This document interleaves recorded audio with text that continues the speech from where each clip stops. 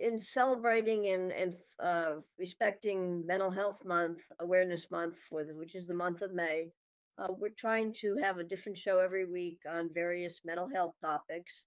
And today we're going to be talking about the link between trauma and addiction. With my guest, I think a lot of people, unless it's an immediate family member, we don't realize that we're all like one step away from being where some of the people that are dealing with this are struggling. We did a show a few months ago together where we talked about how addiction was not your identity. And I thought this month, with the mental health awareness, we will try to understand a little bit more. Is it, like a lot of people think the problem is you're an addict and that's why you end up in jail. But addiction, it might just be a survival strategy, for a whole bunch of, society failures or, physiological issues, experiences.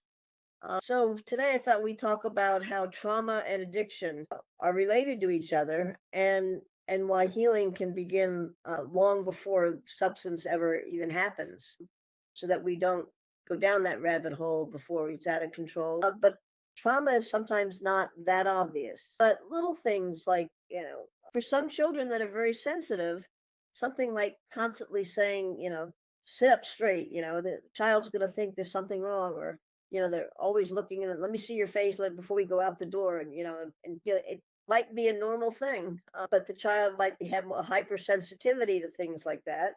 Sometimes it's, little boys shouldn't cry, be a man, it's that for certain children that can be a trigger and perceived as trauma. Can you talk a little bit about what trauma can do and how maybe even to recognize ways of that you need help, or why you shouldn't do this on your own? It's not your fault. That's a great observation. And I think that, it's important to point out that one of our fundamental needs as human beings is for safety. So that kind of talks about the predisposition to wanting some kind of substance that will calm down your nervous system and give you that sense of safety that most people, certainly children, and even us as we grow older, are looking for. And so, so many people talk about the substance or alcohol, whatever, as a cup of courage. They're nervous and they're scared.